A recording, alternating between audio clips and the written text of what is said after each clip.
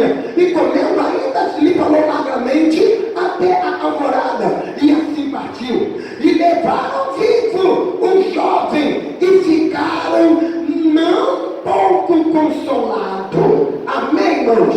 Podemos assentar, igreja, em nome de Jesus. Amém? Irmão, a palavra que eu vou trazer hoje é a palavra que Deus colocar nos meus lábios. A palavra não vai vir recheada com amém. Ela não vai vir recheada, com exegese, com teologia. Não, nada disso. Eu vou falar aquilo que o Espírito Santo de Deus colocar nos meus lábios. Os irmãos aqui perceberam que nessa mensagem aqui tem um personagem, irmão. Aqui tem um personagem que é dele que eu quero falar. Eu quero falar exatamente desse personagem. A Bíblia fala claramente que Paulo estava numa cidade indo para uma outra, chamada Troade. E alguém chega perto dele para dizer: puxa, Paulo, ali tem um prédio maravilhoso, a multidão está te ouvindo, vamos para lá.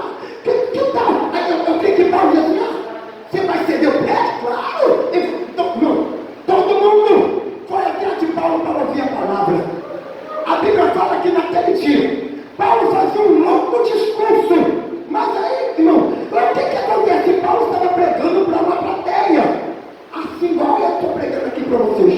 Todo mundo sentado, aleluia, tudo direitinho. E daqui a pouco, irmão, se observa que havia um jovem sentado na janela. O jovem que ele estava aqui dessa forma.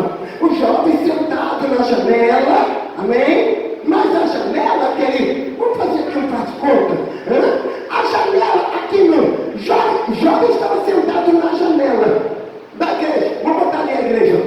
Ali não tem vidro. Ele senta ali na janela.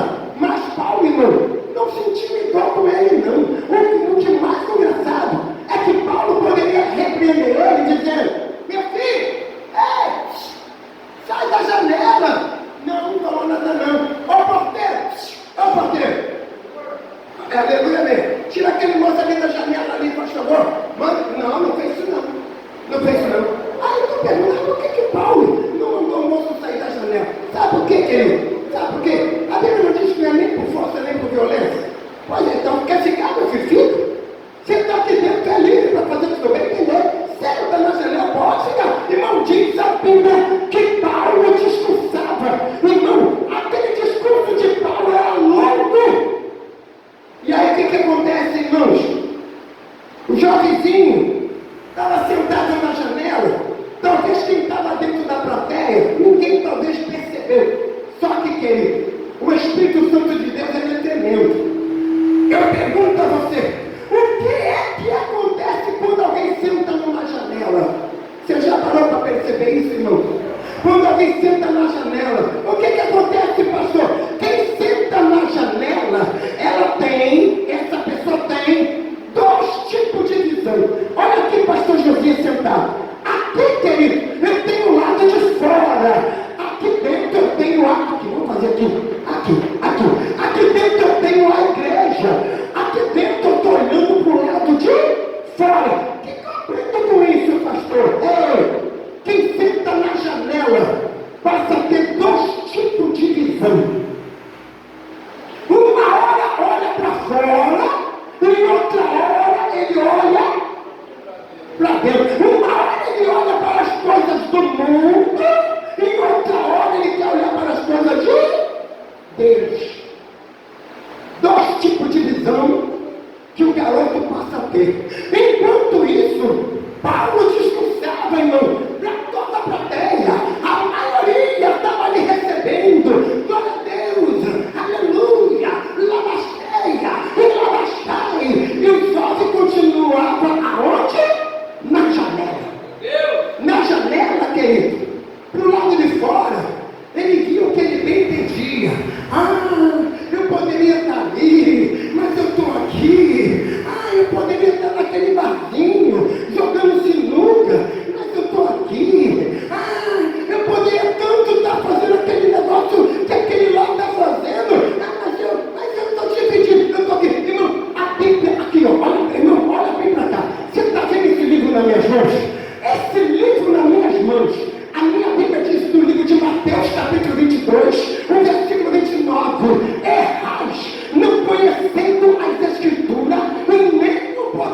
Deus.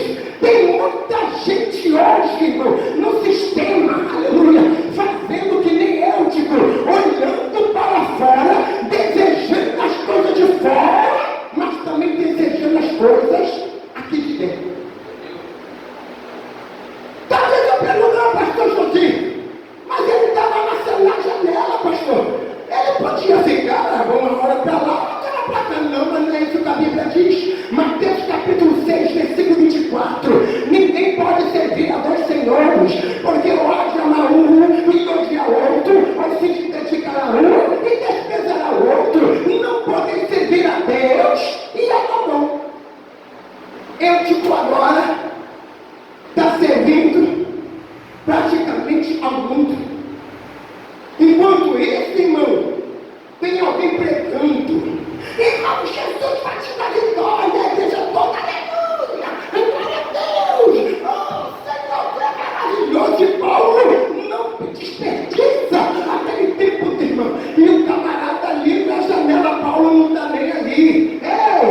O Paulo cantando dentro da igreja, o povo comendo dentro da igreja, o povo recebendo, mas tinha um que estava de olho nas coisas do mundo. Agora, querido, entenda bem aqui o manto. Irmãos, quem senta na janela, uma hora, ele se acomoda tanto. Foi o que aconteceu com Eutico. A Bíblia diz, querido, que agora, Eutico sentado na janela, a Bíblia diz que ele é tomado de um profundo sono. Enquanto ele é tomado de um profundo sono, a igreja deu um glória a Deus, aleluia. Todo mundo recebendo a palavra, todo mundo ali, ó Senhor, fala comigo, ó Senhor, eis-me aqui. A igreja recebendo e alguém na janela perdendo. Repare uma coisa em Eutico, irmão. Eutico senta, se acomoda, mas a Bíblia diz que quando ele se acomoda, ele cai no profundo sono e cai pro lado de fora. Por que não caiu para dentro? Podia cair para fora. Ah, pastor, é mesmo. Ele poderia cair pro lado de dentro, mas não. Caiu pro lado de fora. Sabe o que Eutico está me ensinando? Eutico está dizendo para mim assim: meu filho, não olha pro lado de fora não, porque uma hora tu vai cair, meu filho. Ei, olha para dentro e quer cair, cai para dentro. Irmão, se Eutico caísse para dentro, a queda seria pequena. Deu para vocês entenderem? Se ele caísse para dentro da igreja, não mais, irmão. A Bíblia diz que quando Eutico cai, ele estava no terceiro andar, primeiro lá em cima, aqui ó, do primeiro, segundo, terceiro, e ainda tinha um pilotis lá embaixo. Ele cai de uma altura de 12 metros, querido. Ele cai lá de cima e se esborracha todo no chão. Queda, dor. Por que isso, pastor? Acomodação que gerou queda. Sabe o que eu estou me ensinando, irmão? Eu estou me ensinando aqui uma palavra tremenda que está aqui no livro de 1 Coríntios, capítulo 10, o versículo 21. E não poder ser participante da mesa do Senhor e da mesa do demônio. E não poder ser participante do cálice do Senhor e do cálice dos demônios. Nós não podemos, irmão. Hoje tem muita gente como eu, tipo, querido, sentado na janela, querendo as coisas de Deus, mas ao mesmo tempo as coisas do mundo, e aí não dá. Quer adorar a Deus um pouquinho e depois algumas coisinhas do mundo não dá não, filho. Uma hora tu vai cair. E a queda é feia, a queda é pesada, já gerador, alguém vai te olhar e vai dizer: ih, caiu. Agora passe-me, querido. A Bíblia diz que quando esse jovem cai, Paulo faz isso, irmão. Peraí, pessoal, peraí, corre lá no rapaz. Aí todo mundo olhando na janela para dizer assim: ele ainda está vivo, ele não morreu não. Quem está entendendo, diga bem. Vocês pensaram que eu ia embora, né? Paulo larga a plateia e vai atrás do irmão. Agora, irmão, o que eu aprendi com essa cena de Paulo? Você reparou que quando eu tipo cai, peraí, Paulo não estava pregando e agora vai atrás dele para ver como é que ele está? Olha, não se preocupou com ele na janela, se preocupou com ele na queda. Não, não, tem alguma coisa errada. Pastor José, não sabe o que isso ensina? Nem todo mundo que cai a gente deve abandonar, não. A gente tem que aprender com Paulo, irmão.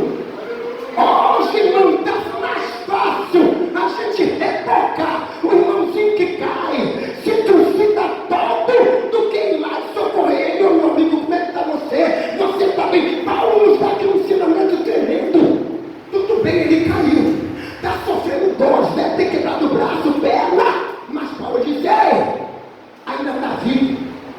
Caiu, mas ainda está vivo. Dá para tu entender, a igreja? Quem está entendendo aí, levanta a mão da graça.